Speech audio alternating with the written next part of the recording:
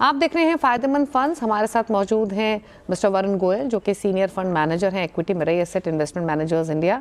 और आज हम बात कर रहे हैं Mirae asset small cap fund की जो एनएफओ है जो कि ऑलरेडी ओपन हो चुका है 10 जनवरी से फॉर सब्सक्रिप्शंस।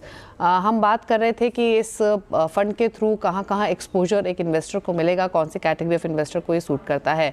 लेकिन वरुण जी और डिटेल में डाइव इन करना चाहेंगे। और अगर हम इस फंड की स्ट्रैटेजी देखें परसेंटेज एलोकेशन के हिसाब से, तो आप स्मॉल कैप स्टॉक्स में कितना एलोकेशन कर रहे हैं? क्या major constitution I am sure small caps में ही रहेगा, लेकिन कितना, और उसके अलावा उसके बाहर निकल के कहाँ कहाँ एक्सपोजर आप ले रहे हैं इस फंड के थ्रू? ये जो सेबी की गाइडलाइंस है उसके हिसाब से मिनिमम 65% जो है वो आपका स्मॉल कैप स्पेस में होना चाहिए, which mean 251st and beyond in terms of market capitalisation ranking.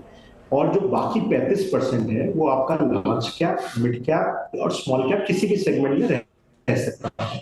तो हम लोग अभी जो पोर्टफोलियो बना रहे हैं तो हमारी कोशिश रहेगी 75-80% स्मॉल कैप में रहे और 15-20% हम लार्ज और मिड कैप में एक्सपोजर लें। और जैसे मान लीजिए बाजार में, जैसा कि मैंने बोला कि 5 से 10% का करेक्शन अगर होता है तो हम स्मॉल कैप का प्रोपोर्शन 85-90% या उससे भी ज्यादा लेके जाएंगे।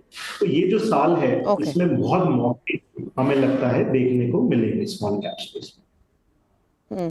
अच्छा, यूजुअली वरुण जब आप कोई फंड क्रिएट करते हैं, एलोकेशन डिसाइड करते हैं, आमतौर पे दो चीज़ें इनफैक्ट मैं आपसे पूछना चाहती हूँ। अगर हम ग्रोथ, अर्निंग, मोमेंटम, वैल्यूएशन, इन चारों पैरामीटर्स को ध्यान में रखें तो आपकी प्रेफरेंस इन चारों की कैसे रहती है, पहली चीज़। और दूसरा ये कि किस तरीके की परफॉर्मेंस आप एक्सपेक्ट कर रहे हैं इस फंड से गोइंग फॉरवर्ड?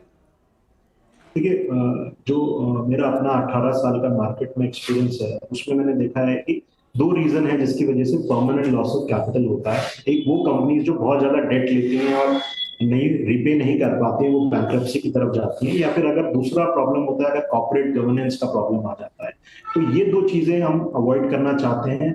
बाकी ये तीन पैरामीटर्स, ये कि पॉसिबल ट्रिनिटी हम लोग मानते हैं कि अच्छा अर्निंग्स ग्रोथ, मतलब 15 से 20% का अर्निंग्स ग्रोथ, दूसरा आपका हाई कैपिटल एफिशिएंसी 15-16-17% का ब्लेंडेड आरओई, और थर्ड इज रीजनेबल वैल्यूएशन। तो ये तीनों को कंबाइन करना है और उसके बेसिस पे एक अच्छा फंड हम क्रिएट करने की कोशिश कर रहे हैं। जहां तक रिटर्न की है बात, जैसे मैंने बताया कि पिछले 20 साल में इंडेक्स का जो स्मॉल कैप 250 है उसका रिटर्न 17% आईआरआर रहा है, जो कि एक बहुत अच्छा रिटर्न है। और हमें लगता है अगले 10 साल जो इंडिया की ग्रोथ ट्रेजेक्टरी है उसमें small cap should continue to do well. तो हम लोग भी कोशिश करेंगे कि उस ग्रोथ स्टोरी में हम पार्टिसिपेट कर पाए। ओके अच्छा वरुण जी, पीएसयूज पर आपकी राय क्या है? क्योंकि इस पॉकेट ने दमदार रिटर्न बना के दिए हैं और उतनी ही तेजी से ऊपरी स्तरों से हल्के भी हुए हैं, फिर चाहे वो पीएसयू बैंक्स हो, इंफ्रा क्षेत्र की कंपनियां हो, पीएसयू एनबीएफसीज हो, या फिर रेलवेज ही क्यों ना हो। इस पूरी थीम पर आपकी राय क्या है? क्योंकि काफी अट्रैक्ट किया है रिटेल को इस पॉकेट ने। स्मॉल कैप स्पेस में भी काफी पीएसयूज हैं जो कि कामकाज करते हैं, मिड कैप्स में भी काफी एलोकेशन है। आप इस पॉकेट को कैसे अप्रोच कर रहे हैं फिलहाल? रेलवेज है, डिफेंस है, पीएसयूज हैं, उसमें कुछ स्टॉक्स में बहुत वैल्यूएशन एक्सेसिव हो गया था, जो कि हम करेक्शन पिछले 6 महीने से देख रहे हैं। और हमारा अनुमान है कि अभी भी कुछ गुंजाइश है करेक्शन की। तो हम लोग थोड़ा केयरफुल रहेंगे इस स्पेस में। हालांकि डिफेंस, रेलवेज अपने आप में बहुत अच्छी लॉन्ग टर्म स्टोरीज हैं, बट इसमें जहां वैल्यूएशन कंफर्ट होगा सिर्फ वहीं पे हम लोग फोकस करना चाहेंगे और वेट करेंगे कि थोड़ा और प्राइस करेक्शन देखने को मिले। और साथ ही रूरल थीम पर आपकी राय क्या है वरुण जी? क्योंकि काफ़ी सारी ऐसी सेक्टर्स हैं, काफ़ी सारी ऐसी कंपनीज हैं जिनसे रिसेंटली हमारी बातचीत हुई है, और एक चीज़ कॉमन रही है वो ये कि अर्बन डिमांड तो इम्पैक्ट हुई है, लेकिन डिमांड अगर कहीं इमर्ज हो रही है या जहाँ पे सस्टेन कर रही है वो या तो रूरल मार्केट है या सेमी अर्बन मार्केट्स हैं। तो ये रूरल थीम या फिर रूरल इंडिया क्या नेक्स्ट थीम हो सकती है? देखिए, हम लोग कंजम्पशन स्पेस में पिछले 6-8 महीने से थोड़ा सा कॉशियस हैं, क्योंकि थोड़ा सा स्लो डाउन हमको देखने को मिला था डिमांड में। हमारा ऐसा मानना है कि अप्रैल ऑनवर्ड जैसे रबी क्रॉप हार्वेस्ट होगी, किसानों के पॉकेट में पैसा आएगा तो थोड़ा रिवाइवल होगा।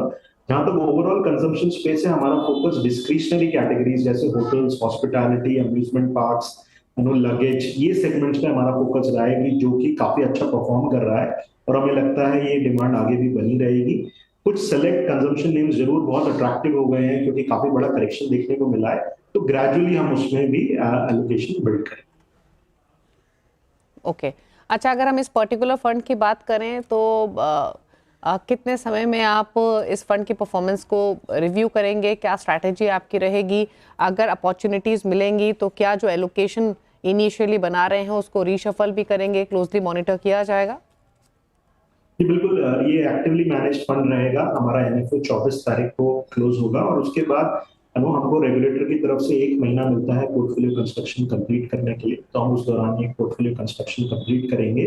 जैसे कि मैंने बोला, अगले 1 से 2 महीने में काफी सारे इवेंट्स हैं, तो उसके दौरान कुछ वोलेटिलिटी रही तो हम जरूर उसका फायदा लेके अच्छे स्टॉक्स को अच्छे वैल्यूएशन पे इन्वेस्ट करने की कोशिश करेंगे। और एक बार जब पोर्टफोलियो कंप्लीट हो जाएगा, जैसे जैसे हमें और मौके मिलेंगे पोर्टफोलियो स्टॉक्स में, नई अपॉर्चुनिटीज, जैसा कि आप जानते हैं प्राइमरी मार्केट में पिछले साल 70 नए स्मॉल कैप आईपीओज आए, तो एक लगातार आइडियाज नए आते रहेंगे क्योंकि इंडिया एक वाइब्रेंटली ग्रोइंग इकोनॉमी है।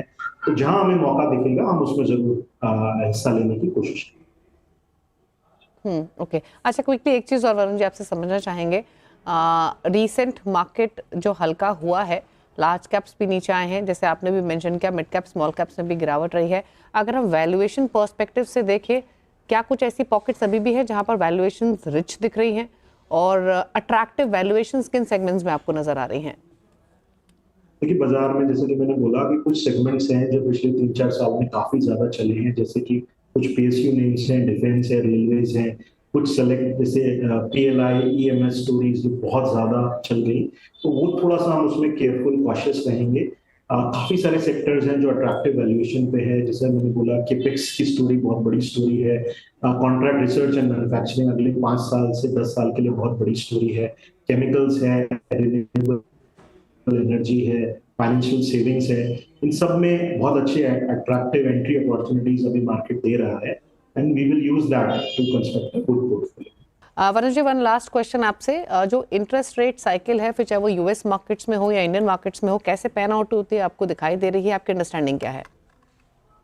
देखिए, हम लोग एक्सपेक्ट करते हैं कि जब आरबीआई की पॉलिसी होगी फर्स्ट वीक ऑफ फरवरी में, तो एक रेट कट जरूर देखने को मिलेगा। पिछले 2 क्वार्टर से ग्रोथ थोड़ी सॉफ्ट है। सेकेंड क्वार्टर का जीडीपी ग्रोथ 5.4% पे आया था। जीएसटी कलेक्शन जो लेटेस्ट आया है वो भी सॉफ्ट है, तो हमको लगता है इस वक्त जरूरत है रेट कट की, जिससे कि ग्रोथ को बूस्ट मिले। पिछली पॉलिसी में आरबीआई ने सीआरआर कट किया था, इस बार हमें एक्सपेक्टेशन है कि जरूर एक रेपो रेट कट देखने को मिलेगा। इन्फ्लेशन भी अंडर कंट्रोल है। जहाँ पे ग्लोबल आउटलुक है, नए प्रेसिडेंट यूएस पे आने वाले हैं, उनकी क्या पॉलिसी रहेगी, किस तरह के टैरिफ्स, किस तरह का जो फिस्कल पॉलिसी रहेगी, उसके बेसिस पे आई थिंक फेडरल रिजर्व आगे की अपना डायरेक्शन डिसाइड करेगा। बट इंडिया में जरूर हमें लगता है कि बहुत जल्दी हमको एक रेट कट देखने को मिलना चाहिए। ओके, चलिए, शुक्रिया आपका वरुण जी आने के लिए शो में। मार्केट्स पर तमाम सेक्टर्स पर अपने व्यूज़ देने के साथ साथ जो आपका नया फंड ऑफर है उसकी भी तमाम डिटेल्स हमारे व्यूअर्स के साथ शेयर करने के लिए, एंड गुड लक आपको आपके इस फंड के लिए। Thank you so much show में आने के लिए। और इसी के साथ फायदेमंद फंड्स में तो इतना ही। ब्रेक के बाद भी खबरें जारी है CNBC आवाज़ पर। नमस्कार।